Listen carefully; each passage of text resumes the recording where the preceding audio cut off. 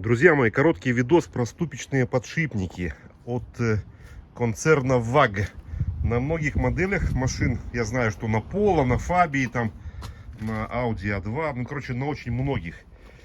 Впереди, вот ступица, да, вот здесь. Стоит подшипник, который уже заподлицо со ступицей, видите? То есть он уже вместе. Узел в сборе. И 3 года назад они у меня загудели после 120 тысяч. Я заморочился, короче, поменять эти подшипники. Начал по сервисам ездить. Я шумный, начитался интернета.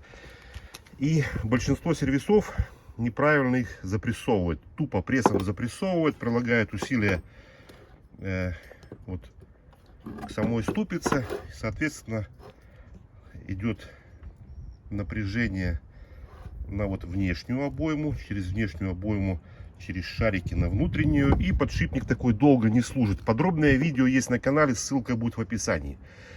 Короче, я до того заморочился, что купил комплект для запрессовки, выпрессовки. Это видео довольно популярное, до сих пор пользуется успехом и просмотрами.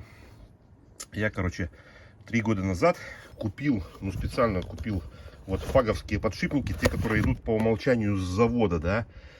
Поменял, и счастью моему не было конца. Но в прошлом году там пробежал этот подшипник 1020-30, не знаю, и левый подшипник загудел. Я подумал, как так? Неужели мне впарили, я все по инструкции, по технологии запрессовывал, сам собой гордился, и через 20 тысяч загудел снова этот подшипник. Как такое может быть? Оказалось, я подумал, что мне впарили-то не оригинал. Нет, я купил оригинальные дорогие подшипники, правильно их запрессовал. Но проблема была в том, что каждую весну я мою свою машинку снизу, да. Поднимаю ее на аппарель. Видео тоже будет, ссылка в описании. И у меня на мойке вымывают весь низ с помощью керхера.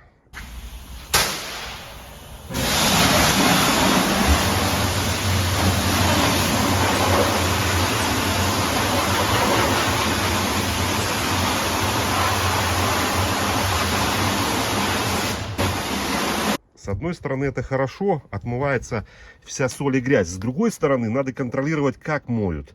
И вот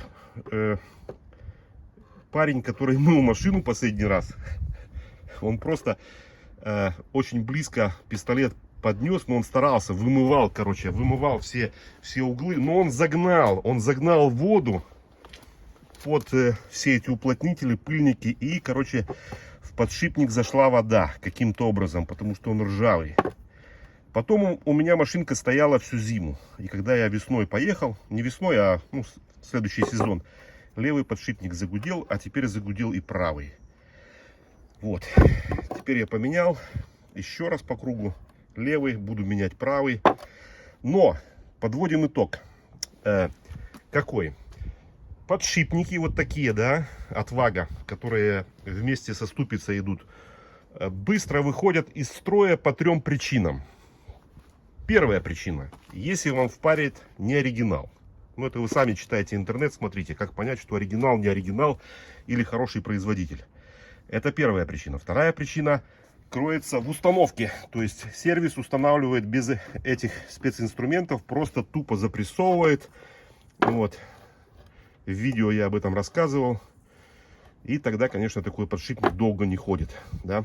Это вторая причина.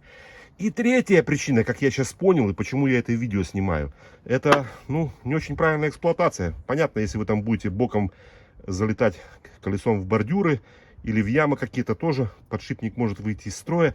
Но так же, как вот у меня был случай, я признаю свою ошибку, что я доверился мойке, и парень очень тщательно вымыл керхером низ. И он долго держал пистолет возле ступицы. Он загнал, просто тупо загнал под пыльники, под все эти уплотнения в воду. И я поставил машину на стоянку в гараж. Она у меня зиму отстояла. А когда весной я выехал, то подшипник уже начал урчать. Потому что он за эти 2 месяца, вода там сделала свое грязное дело. он у меня заржавел. Вот так, друзья мои, 3 причины.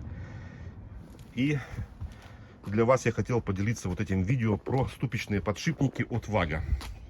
Ну все, как-то так. Всем здоровья, добра и мирного неба.